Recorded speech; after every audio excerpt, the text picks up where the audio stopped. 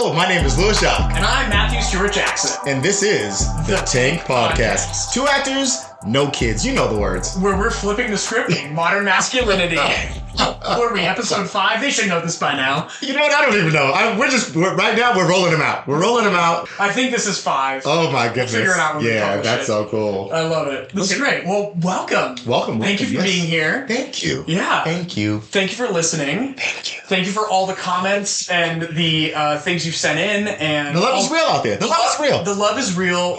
Thank you so much. And we should have mentioned this before, but any questions you want us to talk about on air, just email us at thetankpodcast@gmail.com. Yes. And brilliant. Yeah. Or direct message us on Instagram or Facebook. And anything you want me to vent about. Yeah. Oh, yes. Topics for movements. Anything. Match you want me to vent about? I'll vent about it. Yes. I just want people to know. Like, it'll put happen. in your requests for new events. But if there are any other more serious questions you have that topics of discussion you want us to cover, email us or direct message us. Leave us a comment on any of our posts, and we will get to it. Yes, very much so. Absolutely. This week, what do you got that has made you grateful to be child-free? I am so grateful to be able to take road trips without children. Wow. I was talking to my sister. People need to take that one in. Yeah. Like, you need to take that one in. Road trips without children. Oh. Think about how amazing that is. Do you remember those days, people who have kids? Do you remember how easy it was? People are getting chills. Yeah. Just want you to know that. Do you remember, do you realize how big your bladders are compared to those of children? Very true, very true. Do you realize how infrequently you need to stop when you don't have children in the car? I was talking to my sister who's taking a road trip back from Ohio, and she's like, we gotta stop every 4 minutes. I ain't got time for that. I ain't got time for that. Put a bucket in the car or something. We're gonna have to figure this out. Today is the day, child, you learn control. That's right. Yeah. Put a diaper on them. I don't care if you're 8.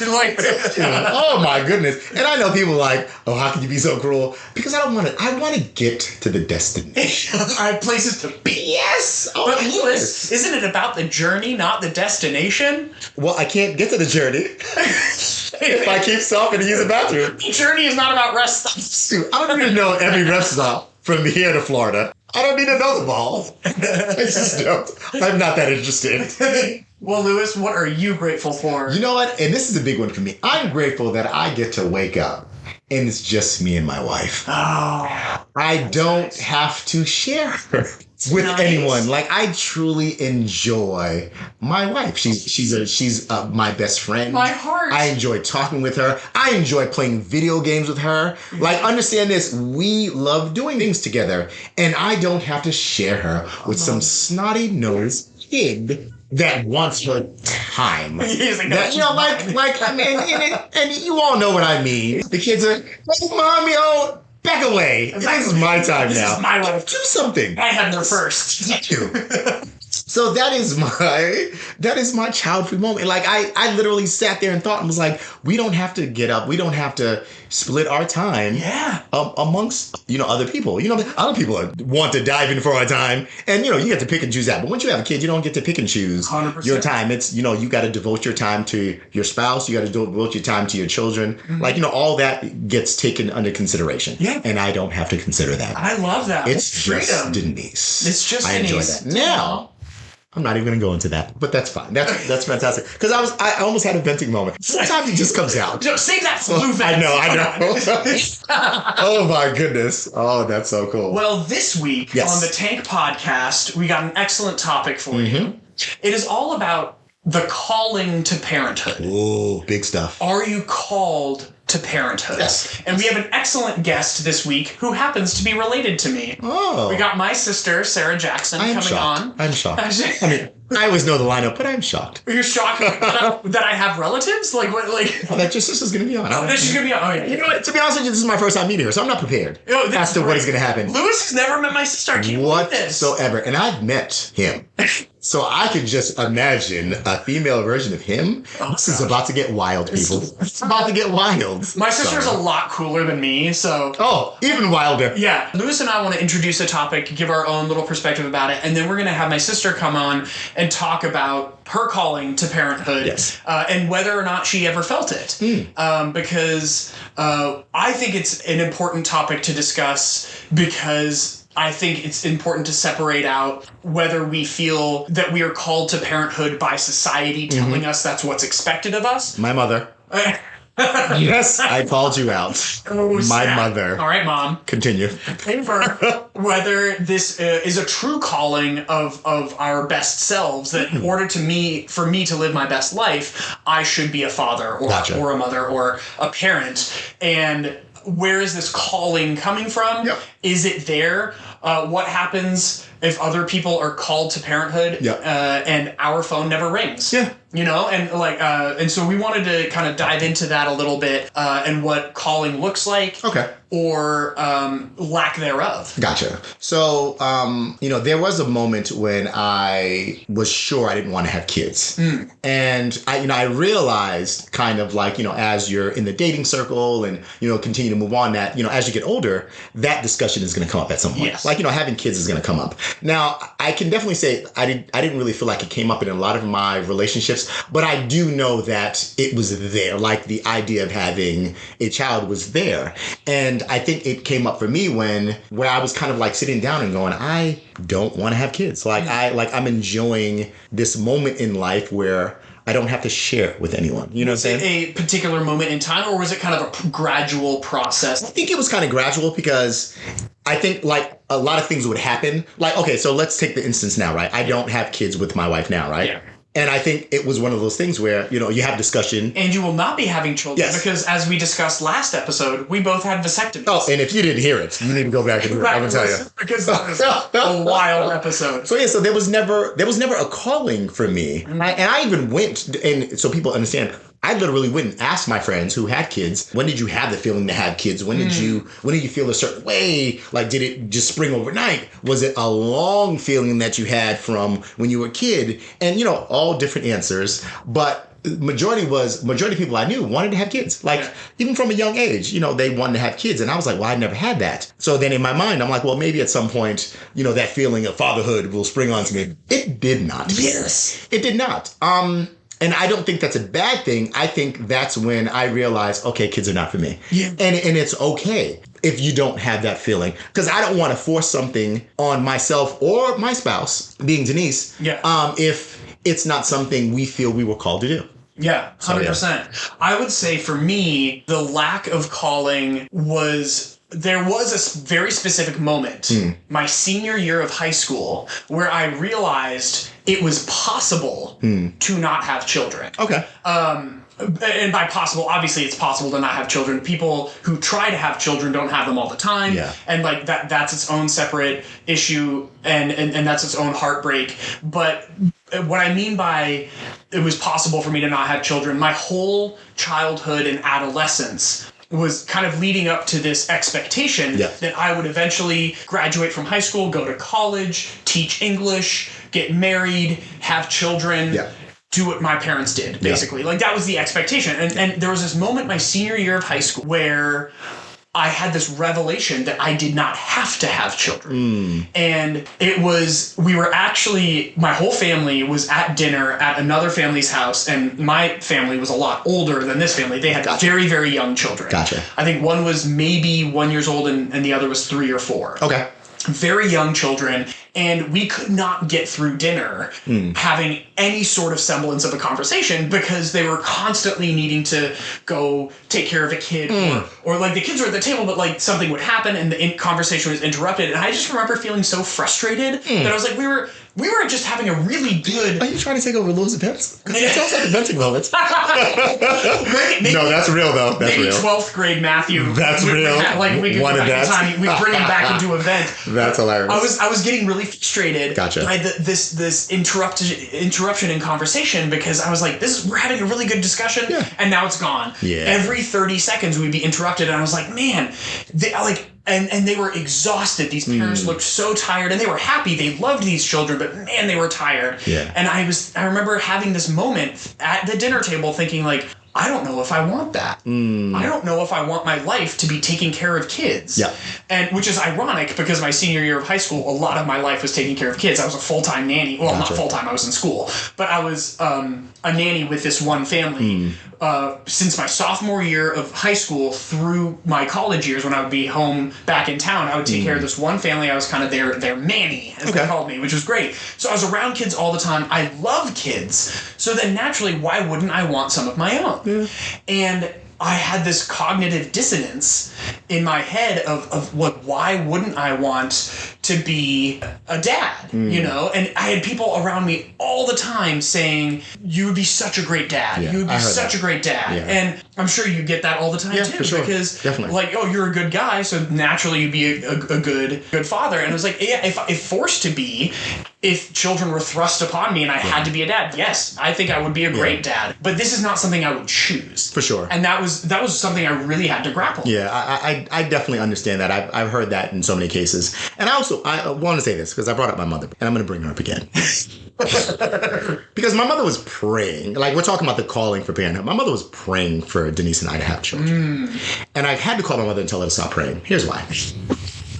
I told her to stop praying because the people around me that were done with having kids were having kids. And I was like, your prayer's not hitting the target. That's not the targets. Like, people around me are crying, talking about, oh, I can't believe I'm having another child. And this is 3 couples that I knew that had children that were done. And I'm like, wow, stop praying. Because you're interrupting the lives of other people. Children are going to the wrong couple. Like, it's not going to happen for us. But these other people, they're not happy right now. Oh, that's amazing. And I just thought it was hilarious. I wanted to bring that up because, once again, I think the calling to parenthood is what we're talking about, and I feel like that's one of the things where if you're not called, you'll know it. If you don't feel it, you'll know it. Yeah. And it's very important to not force an issue because there's a lot of kids that are growing up in households that don't want them. Yeah. And I feel like that's sad. And don't get me wrong, between me and Matthew, we would love our kids. Yeah. And I know that for a fact. 100%. I'm just talking about those that end up having kids that really don't want them. And I'm like, okay, but you knew that already. Take care of what you need to take care of. Yeah. So. And I spent a year in South Africa teaching. Yeah. And that whole year made me realize I do not want to be a teacher. Gotcha. And maybe I spent all those years in high school and college taking care of these kids. Gotcha. So that I realized this is not what I want to do with my life. Gotcha.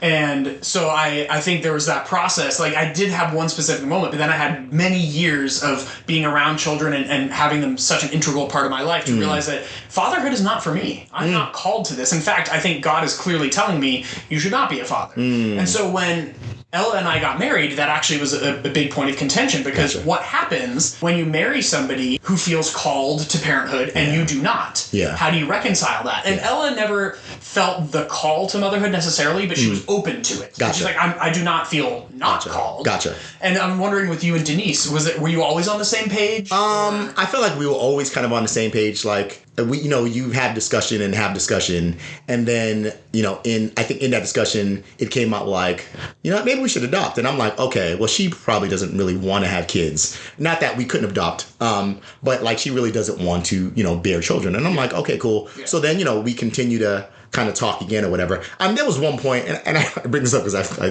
think it's so funny, where at the church, you get together with a bunch of guys, you kind of talk about your marriages and stuff like that, whatever. And the guys were like, hey, you don't have any kids. Did you talk to your wife about it? And I said, I felt like I did. It's been years that we don't have kids. And they had me in my head questioning. I talked to Denise about having kids. I literally, and people, you're laughing, but I literally went home like, hey, Denise, I was talking to the guys. So I feel like I missed the boat here.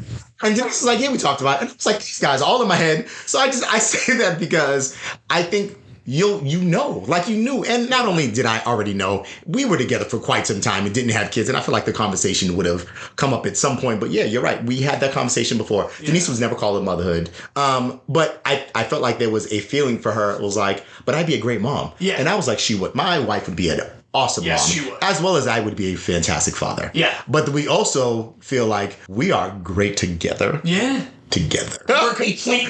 Yeah, and we were okay with that. And I feel like, and kind of going back to what Matthew was saying, like you have to come to a consensus. Yeah. And that's tough sometimes if you're both on two different pages. And Ella and I were on two different pages for a while because Ella has also heard her entire life she would be a fantastic mom because she is very nurturing and very motherly. And shout out to Ella, she's so cool. Shout out to Ella, she's so amazing. Cool. And so she was always open to the idea of becoming a mom. Yeah. And I was very clear that I was like, I do not want to be a father. However, like, is my lack of calling to fatherhood, does that trump your calling to motherhood? Like, how do you reconcile that? And basically, when we got married, we agreed. I basically said, the door is shut, but it is not locked. I will reopen that door if you feel called to motherhood. Then that is God talking to me through you to say, like, yes, no, things have changed. I am now calling you to fatherhood. This is very clear. Yeah. And then when Ella got some more clarity and was like, no, I do not feel called to motherhood. I do not want children. Then boom, that settles that. We shut and locked the door. So, and I just want to clarify when we say calling, Lewis and I are both Christian by background, and that's our worldview. But I do mean this in a broader sense of a secular calling and a religious calling. Yeah. I'm like God speaking to you. You need to be a father, but also like the universe telling you, or this feeling inside you that like I feel incomplete without children. Like this calling to parenthood. That's kind of where I'm getting at. Yeah, I feel complete. I feel complete. Just know I feel complete, and I am so good. I am so good. So before we bring on our guests, which is Matthew's sister, we want to dive into Matt Jack Loves. We got to. We need to hear what Matt is loving this week. What am I loving this week? What you loving, Matt? Welcome to Matt Jack Loves. This is, this week, it's very relevant. I love coffee. I do not. And Lewis does not. That could be your vent next week about how. I'll vent. Coffee's. You know what? I'm not even going to do that now. No, please, don't continue. do it now because it's all about love. Yes, it's please. about me loving coffee. I'm very excited because today was actually my very first day as a coffee roaster. Yes. I'm still in training, but shout out to the Morning Jump. Yes, congratulations, sir. Congratulations. Here in North Carolina. And they hired me as a coffee roaster. I've been a barista in the past. Shout out to Diva Espresso in Seattle. All these shout outs. Okay.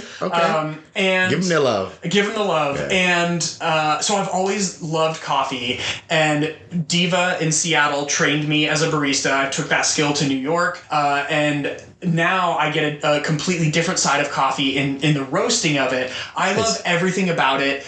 I'm now starting to learn the process of like how beans come in and how we roast them and how we blend them and how we create this is real. Like different flavor profiles. Okay. And I love drip coffee. I love espresso. I love pour over. I love basically any form of coffee.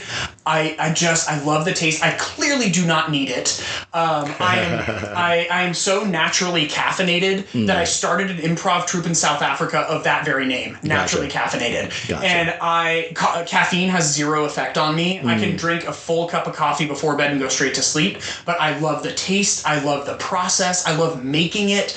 I love like making a latte with steamed milk or just like a pot of coffee. I love sharing coffee. I love the community it brings. I love cafes. What I'm hearing is coffee sommelier. That's what I'm hearing. Coffee sommelier. That's what I'm hearing right now. I mean, he can go in. Is this your coffee? I love everything about it. Both my parents drank coffee, and I would have little sips of their coffee as a kid.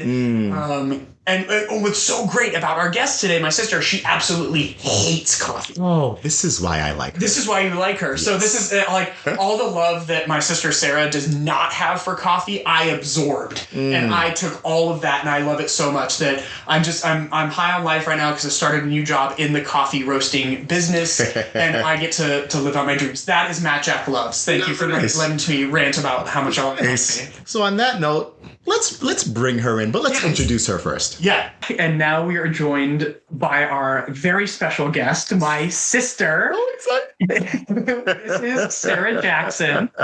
And we are so thrilled that you agreed to do this. First off, just thank you so much for being here and providing us with some perspectives that we might not have thought of. And very much so. Yeah. Especially being on the mom side. Yes.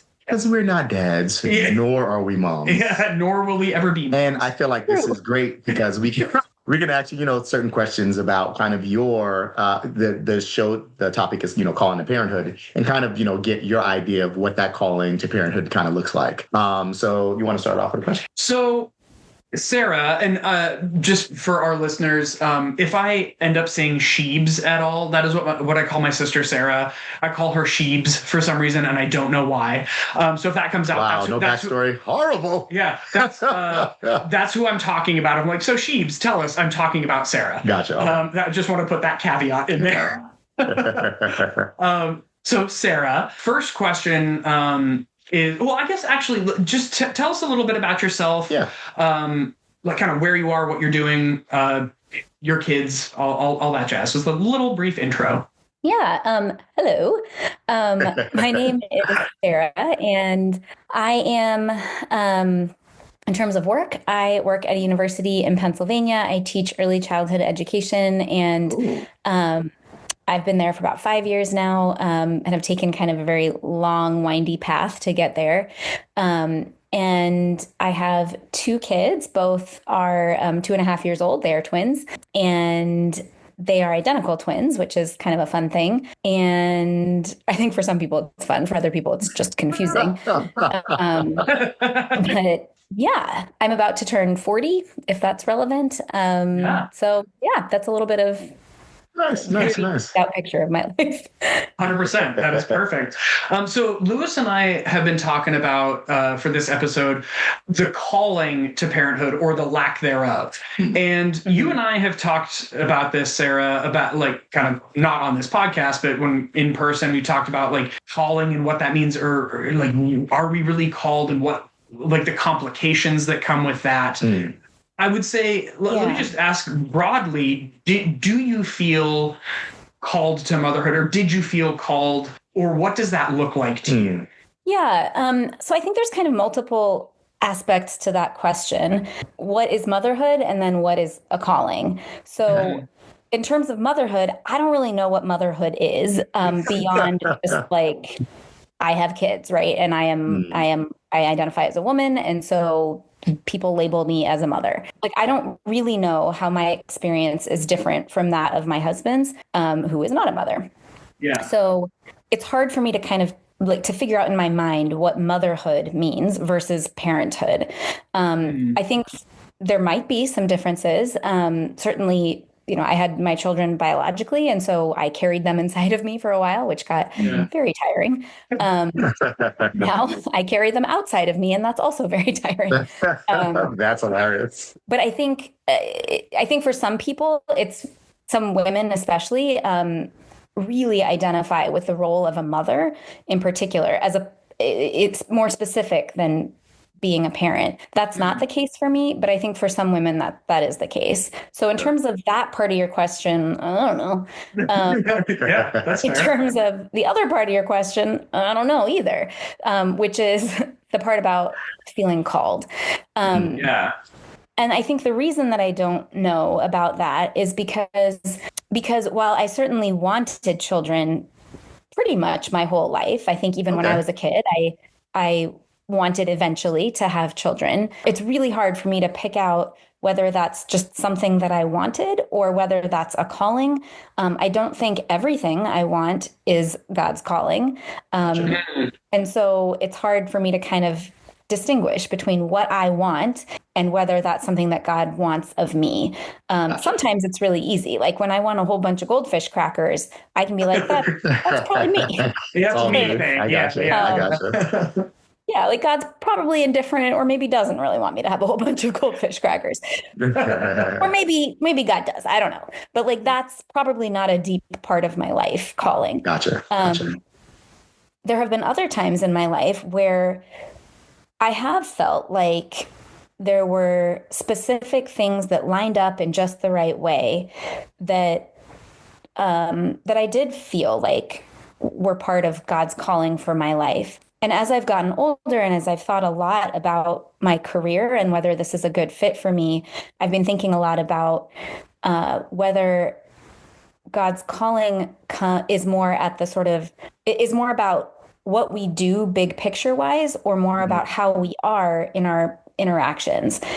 And I think it's both. I think now that I have these kids, God certainly wants me to be the best parent I can to them. For sure. I think that's part of God's calling for me. But whether God was saying, Sarah Jackson, you of all people need to be a mother, and you need to, I have chosen these 2 children for you, and I am going to make sure they come at just the right time. Maybe. There's a big part of me that believes that. But there's also a part of me that isn't sure. And the reason I'm not sure, because I've spoken to a lot of people, mainly women, but I imagine there are some men in this category too. Okay. Who really, really want kids, and frankly, who would be really good parents. And I can't imagine that God wouldn't want them to be parents. I don't know God's mind fully, but it's hard for me to understand why God would want me to be a parent, but not some other person who's maybe even would be a better parent than I would in some ways. And so, and they don't end up having kids. Gotcha. And so that's a hard thing for me to reckon with. Is it just that, that God puts this desire in, or like some people have this desire, and for some people it's God's calling, and for other people it's not. So it's really murky for me. And day to day, it doesn't really matter to me whether God called me to parenthood or not. God calls me to be a good parent now that I am a parent, if that makes sense. Yeah. I definitely get that. Totally. I mean, thank you for the honesty in that, because I feel like sometimes we get into a place where we're trying to figure out, am I going to be a great mom, or am I going to be a great parent, and what does that look like? But in that, were there any surprises that you might have found in being a parent? Like we talked about this before. No one can plan the amount of money you need for a kid, the amount of space you like. You can't plan any of that stuff. You just got to roll with it, and then you kind of, especially, God bless you that you have twins. So like. It's one thing to plan for one, then to have 2. Oh my goodness! So, were there any surprises that developed in parenthood? Well, I think the fact that there were 2 was probably the biggest surprise. Okay. So that everybody wanted to know: do twins run in your family? Identical twins, fun fact, are not genetic. That's just a fluke that happens, or some people would say a thing or whatever. So no, they don't run in our family, but also that's kind of irrelevant in our situation. Yes. So that was a big surprise for sure. We weren't sure if we were going to be able to have children biologically. So that was a surprise, a very happy surprise for us, but certainly a surprise. I think those people who are super organized and super on top of their finances and on top of their everything in their life, and I tend toward being organized, but I am not that. They could, in theory, plan for how much children would cost. I think financially, I think it's really hard to understand until you're in it, just sort of how much of yourself parenting involves right now in history. Oh, yeah. That's a good perspective. Yeah. And like an interesting caveat. Yeah. Because I learned recently that just the verb to parent, not the noun a parent, but to parent somebody, that wasn't even really in use in our language until about the 1950s or 60s. Wow. Okay. So like our whole understanding of what it means to be a parent has shifted in a really huge way over the last 100 years. And I also learned recently that women who work 40 hours or so, like full time now, are spending more time with their kids now in history than they did in the 1950s when women weren't working. So in other words, like someone who didn't have a career and wasn't working outside of the home, which for the record is a whole lot of work, but wasn't doing anything professionally, they were spending less time actually with their kids, fewer hours with their children than women now who are working a full-time job. That's wild. I think that's true also for men, but it's just a different sort of balance because most men back then were working full-time jobs. But so there's just a whole lot that is required of parents right now. And people's situations are different, and you can resist some of those changes in society if you want. But the reality is there's just a whole lot that most parents in our culture are doing right now. And it just takes a whole lot out of you. Gotcha. Okay. So would you be more surprised? So is the surprise for you more of just like how much time is taken up, or like you weren't expecting the time commitment to be that, or what was the disconnect? Yeah, maybe I shouldn't have answered. I shouldn't have mentioned that in the surprise question, or in response to your surprise question. I've been around young kids for pretty much since I was a young kid, just because of the various jobs that I've had and a lot of babysitting that I did when I was younger. And so I've seen runs how in the much family. Yeah. So I've seen how demanding kids are, and I've seen how much time it takes to parent children, especially if you're doing it pretty attentively and intentionally. So I guess that wasn't so much of a surprise for me. Honestly, the biggest surprise for me in terms of having kids was just how hard it still is to watch the news and to see hard things on the news. Because now I'm responding not just from my perspective, like, oh gosh, I can't imagine being in a war zone. I can't imagine being in an earthquake, but I can't imagine being a parent in a war zone. I can't imagine being a parent in a earthquake and like having my kid next to me, trying to help them through whatever we're going through. I never thought of that. Me neither. I hadn't either. So that's been a big shift for me. And there are times I try to stay on top of what's going on in the world, and there are times when I have to just turn it off because it's too much. I get that.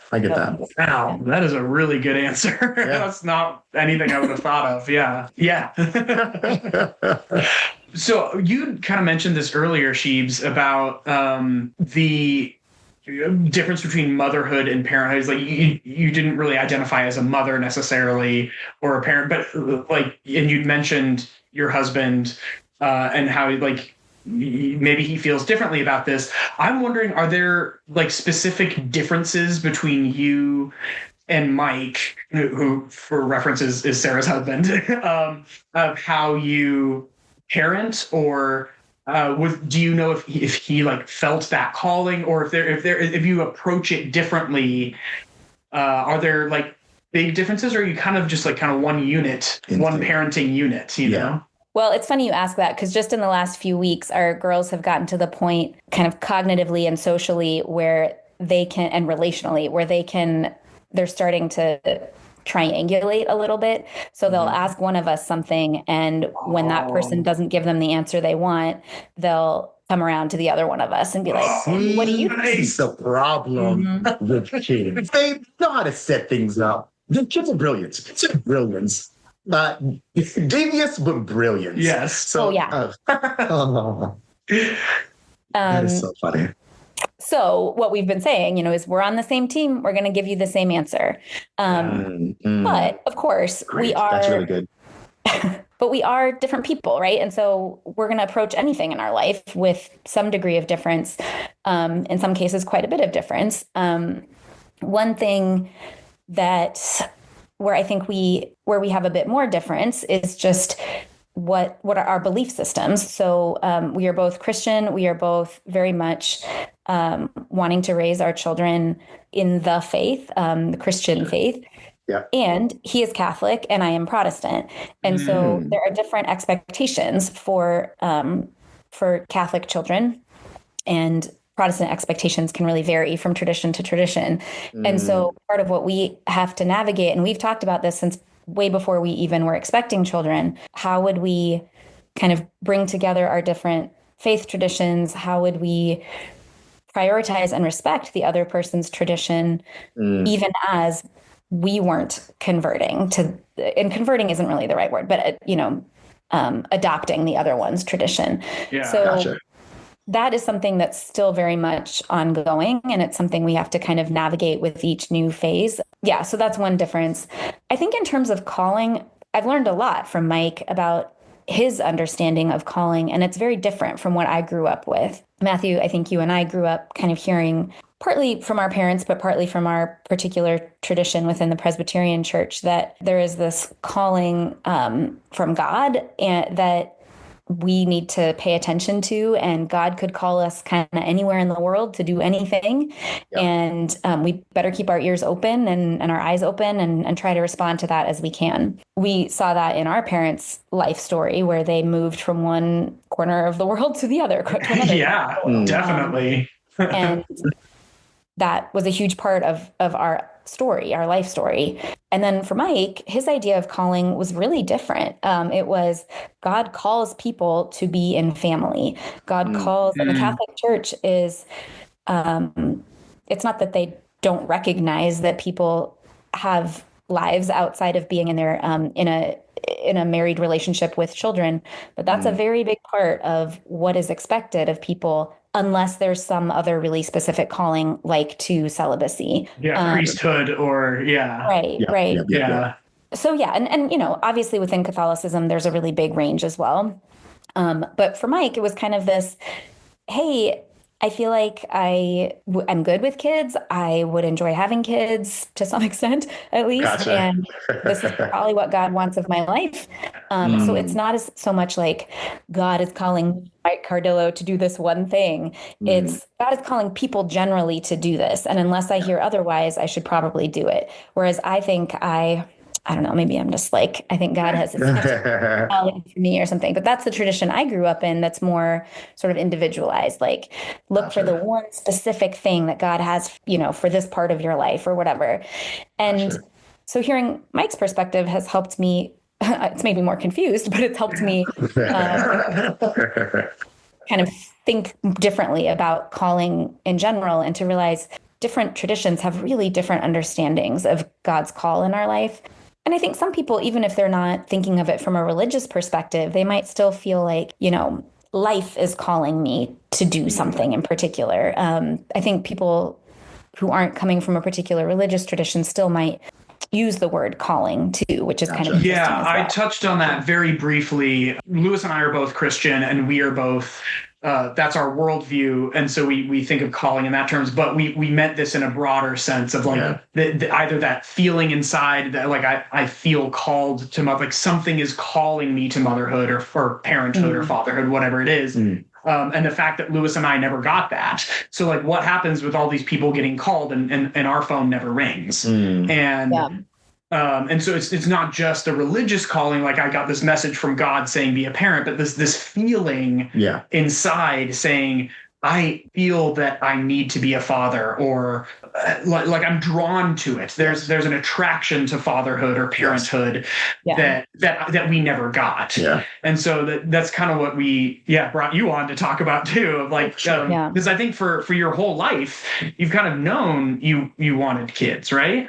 Yeah, that's accurate. And just in response to what you just said, I think so Mike wouldn't view calling that way. That's not how he would define it. He would say, I can read the Bible, or I can listen to the teachings of the church and learn from that what my calling is. I don't necessarily, it's not like necessarily some internal thing. And Catholics are really into, or at least the ones I've talked with, more practicing Catholics, are really into listening to a well-informed conscience. So in other words, like listening to yourself for sure, but it has to be well-informed by the teachings of the church or other moral authorities. And I mean, mostly the teachings of the church. And so I think I don't want to speak for him, although that is kind of what I'm doing. But but having talked with him a lot about this over the years, I think his understanding wouldn't be like primarily something that's internal and specific. It's something that is more external and is more generalized most of the time, recognizing that there are exceptions, that there are people who might be called to a specific thing at a specific time. But like generally as a people, we are called to be in a family that we're, as adults, we are having children and Gotcha. Okay. You would talk and touch a little bit on this earlier, about, you having kids that are 2.5, you're saying now? Yeah. 2.5. And, the concern of children in this world and things of that sort. I think the one thing that comes to me is there concern as your kids become teenagers? Like as we were teenagers, that's a whole different story, a whole different world. We didn't have to deal with a lot of like social media, and bullying, and, physical bullying, actually. But we didn't have to do a lot. Cyberbullying. We didn't have to do a lot of that stuff online. So now, as, your kids, once again, your kids are very young, and this age of social media and everything going on and how crazy this world can be, is there a concern as your kids become teenagers, like how easily now I see teenagers get closed off and decide to kind of like, I'm going to do my own thing. I'm going to be in my room, mom, leave me alone. And it's just like, you want to make sure that they're heading in the right path. Oh yeah. I mean, that's a big concern. I could spend the whole rest of the night just talking about all the concerns. Oh my goodness. I can imagine. I can imagine. And, for Mike and me, that wasn't enough. Those concerns weren't enough of a reason to not try to have kids. That's key. Yeah, that's key. And I think I respect when they are for some people. I think all generations of people have things that they reckon with, things that are really hard when it comes to parenting. Now that we have that verb, I'll use it. So I think that, there were challenges that our parents had when raising us that maybe have gone away a bit. And now there's a whole slew of new challenges. I'm hoping that there are a whole lot of solutions to some of these problems you just listed by the time my kids get to be teenagers. But if they're not, then I'm grateful that for the most part, Mike and I are on the same team and we have the same values about big picture stuff. So yeah, we kind of just doing the best we can. I totally get that. Yeah. So kind of going back to the calling versus not calling, whatever, you knew you've wanted kids for forever. And you were single for a long time, for a big chunk of your adulthood.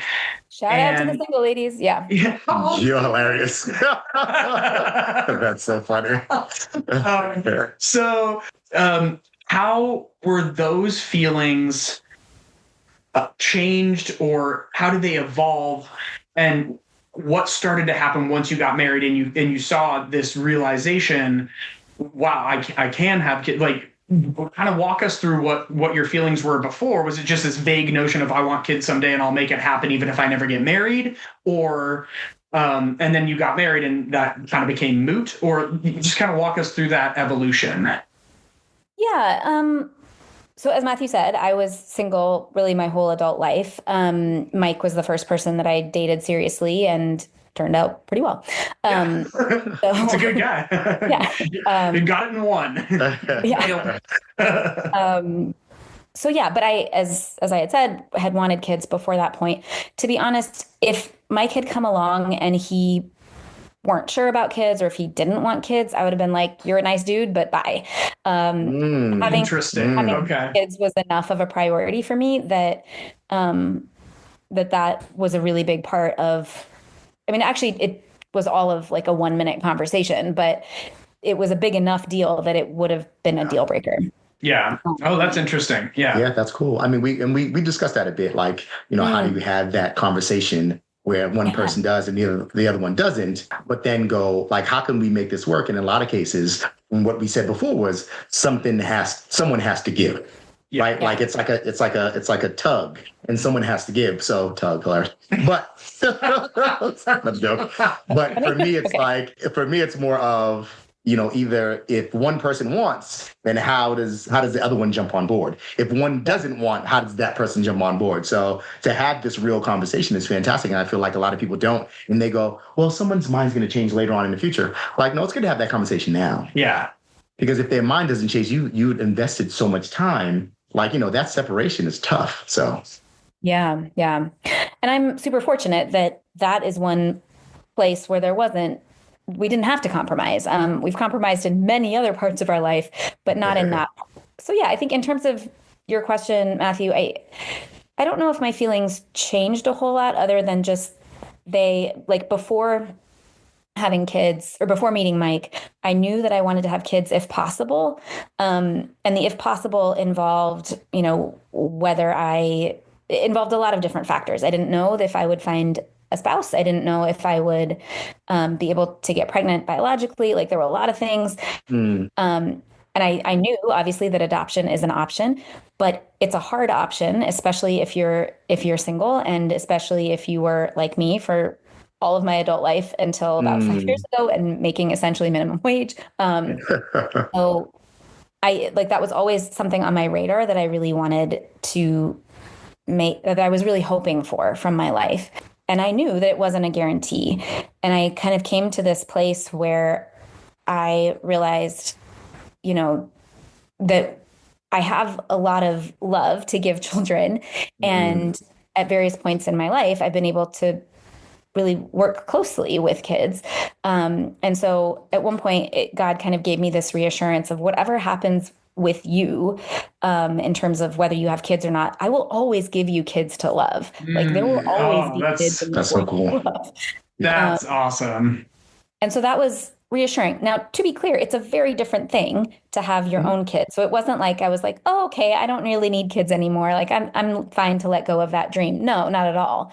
But and it was really hard, and until, even during the pregnancy, we weren't sure if it was going to make it and all of that. So it was definitely hard.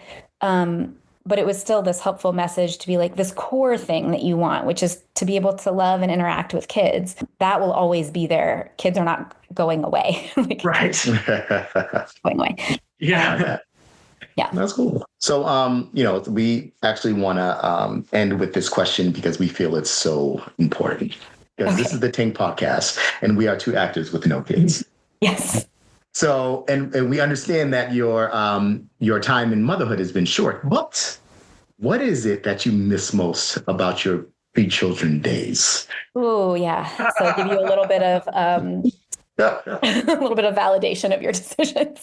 That's the entire reason we brought on here. Make us feel good about our decision to not have kids. Oh my goodness, that is so funny. Okay. So to quote one of Matthew's and my favorite shows, British comedy shows growing up, The Vicar of Dibley, how long have you got? I miss so much. That is so funny. No regrets about having kids. I love my kids a lot. No, we understand that. Yeah.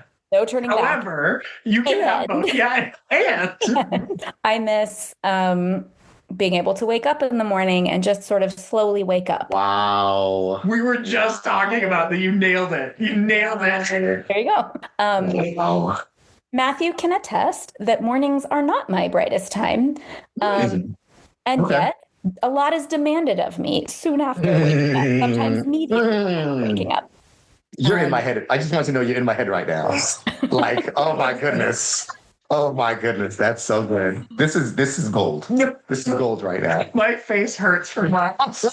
Yeah, I'm glad this was worth it. Oh my gosh, this is the typical conversation. It is because symptom of talking with my we're on the aspect of, once again, not having kids. So there are moments where we're like, okay, and we start our show going, what is it that you were grateful for by being child-free? Yeah. And that was one of the things we talked about, because there's a lot of things when you're child-free feel better, right? They just feel better. You're like, I don't have to deal with someone nagging me or anything of that sort. So the fact that you can actually say waking up in the morning to, not having kids, like that's true. And it's real. And so I'm literally glad she's fat. Fantastic. That's amazing, because Lewis's one today was like, what are you grateful for? And he was like, this week, I am grateful for waking up and it was just me and my wife and no kids bothering me. Mm-hmm. So you got, wow, on the same page. But I can add some specifics. I was going to say, I know you have more, please. Yes, please do, yes. Well, just some specifics to that exact thing. They're not like lying in bed with you sneezing in your face. They're not like kicking you in the ribs. They're not like, hitting each other and you're trying to solve some giant relational issue 5 minutes after you've broken up. So there's a lot of, And sometimes it's also really lovely to wake up to two kids who are sweet and giving you a hug. And like sometimes it's really lovely. Most of the time, I'd rather not. That's one thing. Another thing, just having unstructured time or time that isn't time to do anything that's impromptu. Everything. And part of it is that both Mike and I work full-time jobs and my job is flexible, which is great, but it's demanding, which means that all of our free time is like, if we're going to do anything fun, it has to be carved out well in advance. We have to pay a lot of money for a babysitter to take care of our kids, or it's just a whole lot of work. Like vacations are not vacations. I heard recently that vacations are... You're hitting nails on the head right now. Go ahead. It's real. It's real. Someone told me recently that vacations are parenting, but without any of but in a different location and without any of the things that you need. That is so true. It's true. I don't know who wrote it. Someone else wrote it, but it's go on a vacation. Let the binky be gone. It's a problem. The rest of the vacation is ruined. Vacation is just so much work. But most of the time you wonder if it's really worth it. I think that as they get older. But right now it is just a whole lot of work and it's very tiring. And then I think the last one. Continue because I'm thinking of something else. Go ahead. Yeah. No, you go. Oh no, I was literally. It's more of a comparison thing. Like I thought of in that aspect. I thought of like when people go camping. Like I don't go camping, and this is not a Louis Spett moment, but I don't go camping because in my thought, I'm like, why would I bring myself outside to act homeless? Like I don't understand why I would do that. I also have the comfort of everything at home for me to go outside and go. Let me just take away all my livelihood and go, let's rough it. It makes sense. So it made me think of that because I'm like, you're at home, you have everything you need for the kids. Let's go on vacation where we have none of it. Yeah, have none of it and go, let's fend for ourselves. Because you know the kids are going to want everything that's at home. So so I know that went somewhere, but in my head, that's exactly where I went. No, that makes a lot of sense. And best case scenario is you like get travel versions of whatever you have, but then you spend a whole bunch of money and you need all of these bags to carry. Very much so. No, you're so right. Inevitably leave it somewhere. Like we had this whole long thing a couple of days ago where we had to go back to some venue that was closed so that we could get a travel-sized toilet seat that we got only because we had forgotten to bring our original toilet seat. Because potty training toddlers is no joke, y'all. So now, did you end up with more than one toilet seat? You have two toilet seats, yeah. But I will say this one is pretty awesome, and it was worth coming back for. It's like okay, well, I can't even and it comes in a little bag. Ooh, look at you, bougie toilet seats, bougie for the booty. Can't even mad at that. You know what the kids need. Yeah, I'm 100% with you. What was the last thing you were going to say, The last one is, and I don't mean to be all like altruistic or anything, but honestly, I just really miss being able to be nice to, like, kind to other people and do something thoughtful for someone else. Wow. Because I just, like, for 2.5 years, even more than that, all of the kindness has come toward me, which is so wonderful. Like, I'm so grateful for it. But it would just be really nice to return the favor sometimes. Yeah. Wow. I get that. Wow. And a year ago, this family in our church had a new baby and then they were moving. And I was like, I'm going to make them a meal. I'm going to do it. And Mike was like, why are you spending this energy making them a meal? Like, frankly, it's so much energy to just make us a meal. And I was like, I have to do this. Like, this is a self-care thing for me. I want to be... Like I used to be able to help other people and now I can barely keep myself together. And so I really miss being able to I think of all of these things that I want to do for people. And 99% of them, I have to just be like, well, that's not going to happen. Nope. Got lost in the void of twins, you know? This was parental comedy gold. Yeah. So... Because there's just so many things that, you don't think about. And I never thought of that. I never thought like, how many things you want to do for others and then go, but I have children that, not even the fact that I have children that I need to do things for, but more of they need my time. And especially we're talking about 2.5-year-olds, like they need, and you're talking about twins, double the dose. And Sarah, I think I've talked to you about how much Louis loves to cook for other people. I do. And that is like one thing that brings him so much joy. And it's like, if he had kids, like where would you'd just be cooking for We're shutting it down. The factory's closed. We're like, oh, what did you make? Nothing. You know who got, the kids ate the food. That's who it is. Here's the peanut butter. How about it? Yeah. It's nice and easy. Go ahead.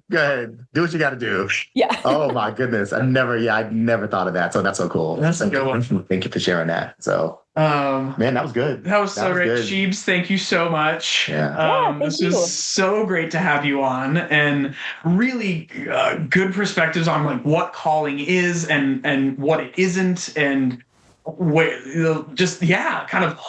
a big old shrug. I don't know. Yeah, and the differences between you and Mike and like what is calling just a feeling? Is it something that's prescribed? And definitely stuff that Louis and I never thought about. So we're really grateful to you for coming on and enlightening us. Yeah, thank you so much. I really appreciate it. Yeah. Man. It was good. I have like when I say you dropped the mic without really dropping the mic because we don't, but you dropped the mic. Like, there you go.